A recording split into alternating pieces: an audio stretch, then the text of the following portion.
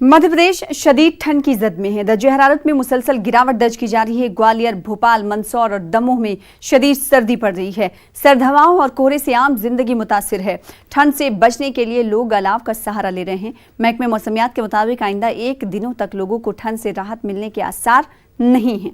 महकमे के मुताबिक भोपाल में बारिश और ओले गिर सकते हैं। तो बात अगर शुमाली हिंदुस्तान की करें तो ठंड शदीद पड़ रही है। बात अगर मध्य प्रदेश की जाए, जिसकी तस्वीरें हम आपको दिखा रहे हैं लगातार टीवी स्क्रीन पर, वहां पर लोगों का हाल बेहाल है। सुशील कौशिक हमारे साथ, हमारे नुमाइंदे ग्वालियर से जुड़ रहे हैं। सुशील, ग्वालियर का हाल क्या है? और भोपाल, अगर बात मध्य प्रदेश की पूरी कर ली जाए तो क्या तापमान कह रहा है, पारा वहां का क्या कुछ कह रहा है? और साथ ही साथ अगर बात की जाए, जिस तरीके से मेट्रोलॉजिकल डिपार्टमेंट की तरफ से कहा गया है कि मजीद 1 दिन तक और दिक्कतों का सामना करना पड़ेगा आवाम को, क्योंकि ओले भी गिर सकते हैं।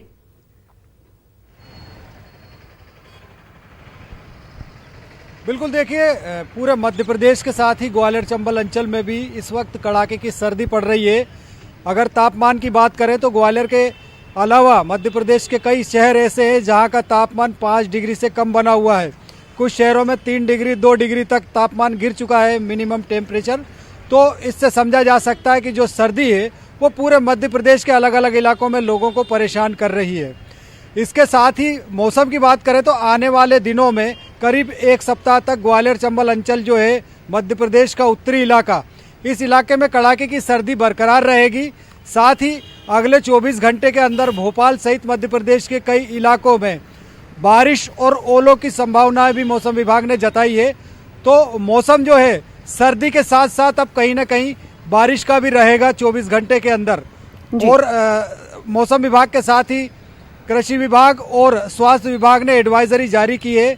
बुजुर्ग लोगों को, बच्चों को सुबह और रात के वक्त घर से बाहर न निकलने की सलाह दी है। इसके अलावा मौसम विभाग का कहना है कि किसान भी सतर्क रहे ताकि जो रबी की फसल है, गेहूं, चना, सरसों, इनको बचाया जा सके, क्योंकि अब लगातार पाले का असर रहेगा जिससे फसल बिगड़ने की आशंका रहेगी जी। तो कहीं ना कहीं सर्दी और पाला अब लोगों के लिए करीब 1 सप्ताह तक सतर्क रहने के लिए एडवाइजरी जारी की जा चुकी है जी। तो ये एडवाइजरी लोगों के लिए है सेहत से मुतालिक, और साथ ही साथ अगर बात कृषि विभाग की कर ले तो उनके ताल्लुक से भी एडवाइजरी जारी की गई, कौशिक आप बता रहे हैं। लेकिन अगर बात ट्रेन खदमात की करें, क्योंकि आवाम तो परेशान है ही, लेकिन इसका असर ट्रेनों पर भी दिखाई दे रहा है ठंड का। ऐसे में मुसाफिरीन ज्यादा परेशान दिखाई दे रहे होंगे। ग्वालियर में कितनी ट्रेनें लेट हुई हैं अब तक, कितनी ताखीर से चल रही हैं, क्या कुछ तफसीलात?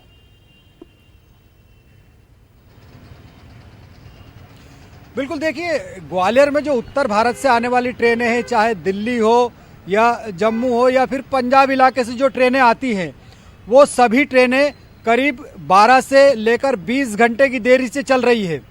उसकी सबसे बड़ी वजह यही है कि उत्तर भारत से लेकर पंजाब, मध्य प्रदेश सहित पूरे इलाकों में सुबह और देर रात के वक्त कोहरे का ज़्यादा असर रहता है और कोहरे की वजह से ट्रेनों की रफ्तार पर भी ब्रेक लग जाता है।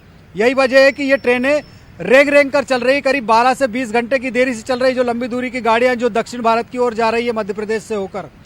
मुसाफिरों की बात करें तो जिन लोगों को दूर तक यात्रा करना है वो भी परेशान हो रहे हैं। ट्रेनों का अगर 6 से घंटे, 8 घंटे, 10 घंटे की देरी से ट्रेनें आ रही हैं, तो ऐसे में यात्रियों को भी, मुसाफिरों को भी रेलवे स्टेशन पर सर्दी से दो चार होना पड़ रहा है, इंतज़ार करना पड़ रहा है। और यही वजह है कि ये मुसाफिर स्टेशन के आसपास या तो अलाव सेकते नजर आते हैं या फिर गर्म चाय या कॉफी की चुस्कियां लेकर वक्त बिता रहे हैं। तो कहीं ना कहीं सर्दी से ट्रेनों की रफ्तार पर असर पड़ा है, मुसाफिर भी परेशान है और मौसम विभाग जो है कह रहा है कि आने वाले कुछ दिनों तक मौसम और इसी तरह का बना रहेगा जी। अगर बात रैन बसेरों की कर लें तो क्या इंतजामिया की तरफ से ग्वालियर में भी, जिस तरह से हम देख रहे हैं कि दिल्ली में कई ऐसे रैन बसेरे बनाए गए हैं जहां पर लोग जो है रुक जा रहे हैं और इस सहूलत का फायदा उठा रहे हैं, क्या ग्वालियर में भी ऐसे रैन बसेरे हैं जो लोगों को ठंड से बचा रहे हैं? बिल्कुल, देखिए ग्वालियर शहर में 10 रैन बसेरे बनाए गए हैं, जिनमें रेलवे स्टेशन, बस स्टैंड, मंदिर, महाराज बाड़ा, फूलबाग आदि इलाकों में, अस्पतालों में रैन बसेरे बनाए गए हैं। और कड़ाके की सर्दी है, यही वजह है कि रात 8 से 9 बजे के बीच ही इन रैन बसेरों में मुसाफिरों की संख्या फुल हो जाती है। और यहाँ पर इंतजाम की बात करें तो रजाई, गद्दे और कंबल ठंड के हिसाब से यहाँ उपलब्ध कराए गए हैं। कॉरपोरेशन के द्वारा, क्योंकि जो सर्दी है जी। 2 से 3 डिग्री रात का तापमान रहता है, तो यही वजह की सर्दी कड़ाके की रहती है। तो इन रेन बसेरों में रजाई, कंबल, गद्दे भी अच्छी क्वालिटी के उपलब्ध कराए गए। इसके साथ ही इन रेन बसेरों में अलाव के साधन भी उपलब्ध कराए गए ताकि मुसाफिर यहाँ रात और सुबह के वक्त जी। तो इंतजामिया की तरफ से कोशिश की जा रही है कि मुसाफिरों को सहूलियात बहम पहुंचाई जाए। वहीं आने वाले 7 दिनों में मध्य प्रदेश में जो शदीद सर्दी है वो बढ़ेगी। बेहद शुक्रिया कौशिक हमारे साथ जुड़ने के लिए और इस हवाले से तफसीलात फराहम करने के लिए। फिलहाल आगे बढ़ेंगे। शहरी तरमीमी कानून के खिलाफ जामिया मिल्लिया इस्लामिया में तलबा का एहतजाज जारी है। आज एहतजाज का 17वां दिन है। आज मुजाहरे में अदाकारा स्वरा भास्कर और प्रकाश राज भी शामिल होंगे। दूसरी तरफ शाहीन बाग में भी खास तौर पर खवातीन का धरना जारी है। सख्त ठंड के बावजूद खवातीन खुले आसमान के नीचे रातें गुजार रही हैं। वो शहरियत कानून, NRC और NPR के खिलाफ एहतजाज दर्ज करा रही हैं। इन मुजाहिरीन ने नए साल का जश्न नहीं मनाने का फैसला किया है।